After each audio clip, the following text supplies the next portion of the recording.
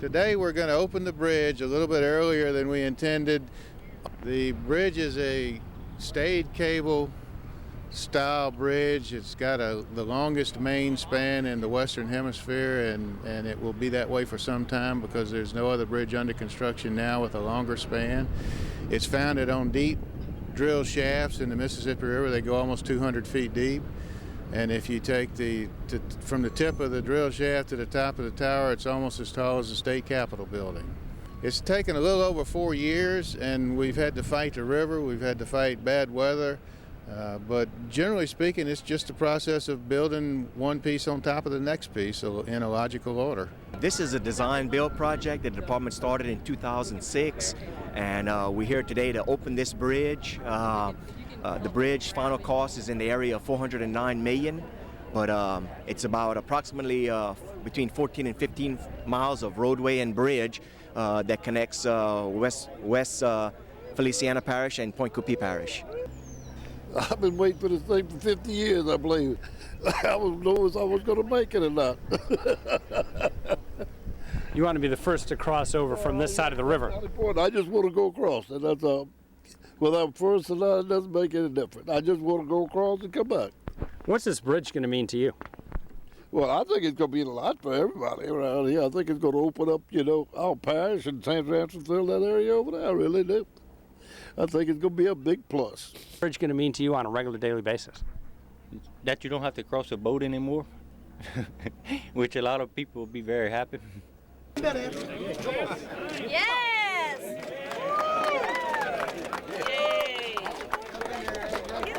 Billy's pushing.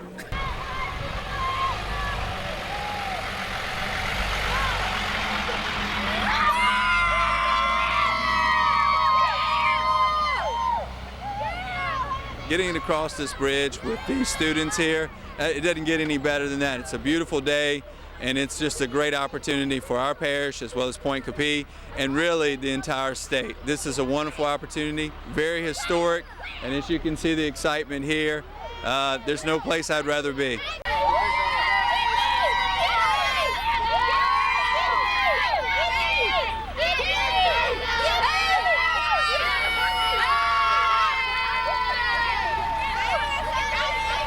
Why did you take a busload of kids across the bridge? Well, it's an historic event. It connects two communities and overcomes a barrier, the Mississippi River. So what more could you ask for? It's a beautiful river, and this is a great opportunity. Again, it's historic. It's an educational opportunity, a once-in-a-lifetime opportunity for the kids to say, hey, we're some of the first citizens to cross this bridge. What went through your mind when you went over for the first time? It's just breathtaking, and just to think of what this will mean to the communities and how they'll be able to connect more efficiently. It's just a wonderful sight. I plan on bringing my children as soon as I can, sometime today. You can't beat it. I mean, it's breathtaking. I crossed the bridge for the first time in a personal vehicle. What'd you think about it as you were driving over? It was pretty magnificent, being the first one across. How often do you plan to go back and forth now? Pretty often, because the ferry took too much time. You can cross pretty quickly on the new bridge now. What was it like taking the ferry? Long and boring. We're one of the first people to get to cross the bridge. We crossed over behind my friend's dad's cop car and rode over the new bridge, and I guess we're headed back now. What was it like? It's very nice. It's a very nice bridge. It's one of the best, nicest bridges I've ever been over. I live about 2 miles from the bridge, and I plan on crossing it a lot. It beats taking the ferry or going all the way around through Baton Rouge. What went through your mind when you crossed the bridge for the first time? I was just excited it's actually built. It's a lot easier to get over here and do things, and instead of having to go around or take the ferry and worry about it being closed and things. I was one of the first to cross the new bridge coming from St. Francisville to New Roads. It was pretty awesome. What did it look like as you were crossing for the first time? It was pretty cool because the river's high now and the water's up, and I don't know, all the water was in through the woods, and it was pretty cool. What was it like for you before this bridge was built? It was hard to get to New Roads. I mean, the ferry was a drag. I mean, you had to sit there for 30 minutes to 15 minutes. I mean, every every time you wanted to cross, and it was bad. How often do you plan to cross now? I got a few friends over here in New Roads at Pointe Parish, and I think it'd be very useful. I'll cross it a lot. And this bridge is going to be a great thing for the whole community, east of Pointe and West Feliciana and East Feliciana and surrounding parishes. It's just going to be great for the whole area. It's just a dream come true. How often have you had to go back and forth between St. Francisville and New Roads on the ferry? And what's this going to mean for you now? I moved to St. Francisville in 1959, so I've been using it before then. This is just going to be, you won't be waking up in the morning wondering if the ferry is going to be open. And I hope the young men on the ferry have jobs. They placed them somewhere else in the OTD. But this is just going to open up a whole community. I don't think we're going to have an immediate growth, but we will have some controlled growth from this bridge. What went through your mind when you drove over the bridge for the first time? Thought I'd never live to see it. I just said it was like a dream come true. I've been promoting this bridge since the 70s. At one time, they had a bridge and tunnel commission under Edwin Edwards in the 70s. It's been that long since they've been talking about this, and I just something I thought I'd never see. And I'm just grateful that it's here, and we thank everybody for doing it.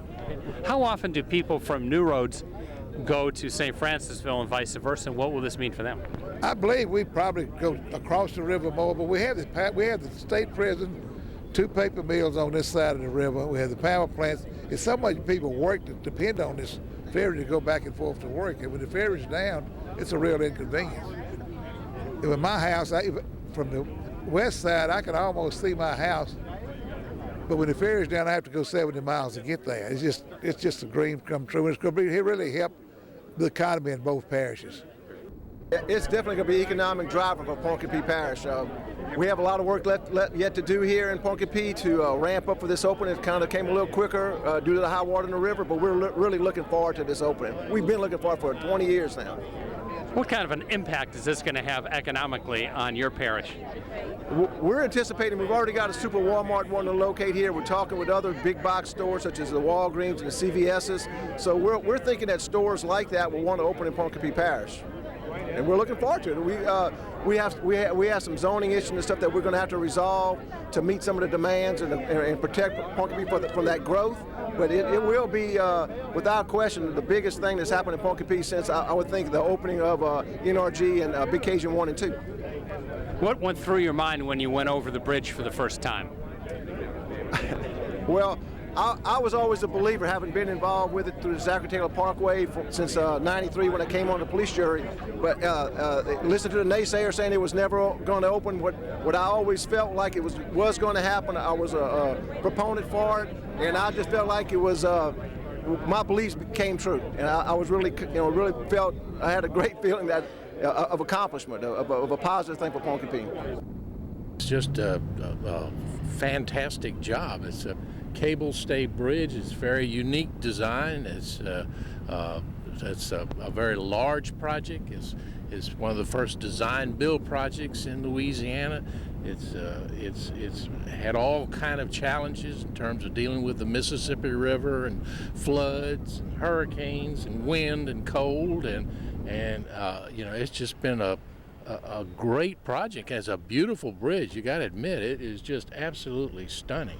And the quality of work here is wonderful. You'll notice on the ride, it just rides good, it looks good, and it's just been a great project.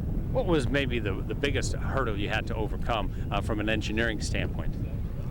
The biggest and toughest part was getting the drill shafts into the river, and that's always a big issue on any bridge project, is dealing with the foundations.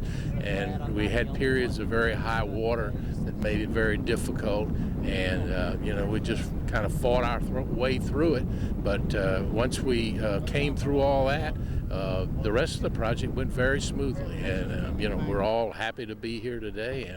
And like I say, it's just wonderful, and it's just very fulfilling to see it complete. What was the toughest engineering hurdle that you folks had to overcome? I think it was the lowering of our 5,000-ton precast cofferdams 47 feet into the Mississippi, both sides. That was a dramatic feat, and it took an awful lot of coordination with a lot of different engineers to make that happen. How do you feel when you go over the bridge for the first time? You know, obviously it's a great sense of accomplishment. We're very proud of the structure, and I mean, it's one of those things that you'll remember for a long time, and I'm sure both myself and the rest of our team are extremely pleased with the project, and it's the finished product that we've provided. Thank you so much to everyone for being here today so quickly. I'm Richard Savoie, DOTD Chief Engineer. On behalf of Governor Jindal and Sherry LaBar, Secretary, who are at a UCG meeting this morning with issues concerning the river and the flood elevations, we, in an effort to provide the St. Francisville and New Roads communities continued river crossing access during high river levels, DOTD has announced an emergency opening of the John James Audubon Bridge. Since closing the ferry service would sever the only link for local communities to cross the river, DOTD worked with the John James Audubon Bridge contractor to accelerate the bridge's opening. This will allow commuters to experience uninterrupted access across the river. The Mississippi River has reached the 53-foot mark at the Red River landing gauge, which is when, based on the state's protocols, the St. Francisville ferry service must close. This will be a permanent closure. High water closing the ferry will obviously cause an inconvenience for commuters, so using the new Audubon Bridge is a logical alternative. Who would have thought that we'd build a bridge and close this ferry? Since this is an emergency situation, we've talked to the contractor and determined it's 100% safe to allow traffic on the bridge at this time. However, there's still construction work remaining, even though all these construction workers are with us today, and I'm glad they were able to join us because they had a part in doing this too. Thank y'all, guys. Drivers should be aware that future road and bridge impacts may be necessary to complete the construction that remains on the project. We do not anticipate any closures. Maybe a shoulder closure or a lane closure to do some completion of the work on the structure, but no lane closures or complete closures will be done. Thank you to all the legislators, local officials, the taxpayers who paid for this structure, and media for being here. Representative Major Thibaut, Senator Rob Marino, Representative McVeigh, State Director T. Bradley Keith from Senator Landrieu's office, former Secretary Neal Wagner, I don't know if he was able to make it today, who was here when the time program started, Chairman of the Zachary Taylor Parkway Commission, Mr. Curtis Jelks, and all the local officials that have come out today for this historic event. I thank you for being here. At this time, I'm going to ask Steve Spohrer, our Louisiana Time manager, to provide additional information about the bridge, and we'll conduct quick interviews with media before moving to barricades and opening up the bridge to traffic. Thank you. Most of my comments are directed to, this is, for those of y'all that don't know, the longest cable-stayed bridge in the Western Hemisphere, and it will remain the longest cable-stayed bridge for some time to come. Rumor had it that there was one under construction in Vancouver longer, but we checked it out, and it's not as long as this bridge. There are numerous other people. We pointed out to contractor people. There's a lot of DOTD people here that had played major roles in this. If y'all raise your hand just for a minute, we'll applaud all of y'all. Come on, Chad, raise your hand. Roy, thank y'all. This is a great day. We've been able to enjoy the bridge ourselves as the people involved with it for quite some time, and we've been wanting to share it with the public, and now we finally get a chance to turn it over to y'all. So here it is. Good morning to you all. This is a great day for Pointe, Coupee, West Feliciana, and the entire corridor from I-55 to I-49 as it was intended to be. I want to pay special recognition to the person who actually put the bill, the $50 million initial estimate into the TIME project. As you know, the TIME project was passed in 1989 by the voters across the state of Louisiana as a gasoline tax. This bridge was one of 16 projects around the state by which the voters approved it. And since my service in the legislature, it's been a constant struggle to keep it on, as it has, Mr. Jelks, on the books and on its progression. The senator who put the $50 million amendment is Senator J.E. Jumonville, who lives right here in Pointe Coupee. His son Dutch is here. Special recognition to he and all the legislators and governors who fought to keep this project alive. and it was a struggle, I can assure you. To DOTD and to the current administration, thank you all for making this a reality. It's a great day for the state of Louisiana. Thank you. Let me just say that what a momentous time this is. It's sad, and I had some fellow legislators talk to me yesterday, said, well, Tom, aren't you going to be somewhat sad that the ferry is closing? I said, let me tell you something. You haven't driven up to that thing like I have on several occasions and have to drive around. So, and to those folks on the west side of the ferry that work in West Feliciana parishes and points east, this is something that was talked about many years ago, even when Senator Folks' dad was a senator, state senator in the 40s, and the historical aspect of it is it just multiplied over the years with the help of legislators of the past. And I want to speak of Senator Jumonville, and I'd like to speak about my representative.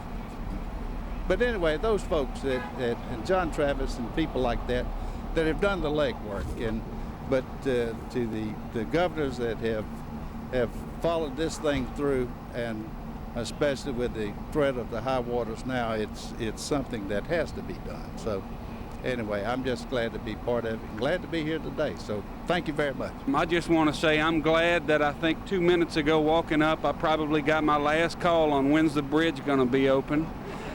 And I'm glad that I probably got the last call on what's wrong with the darn ferry. But again, I want to thank you all for being here.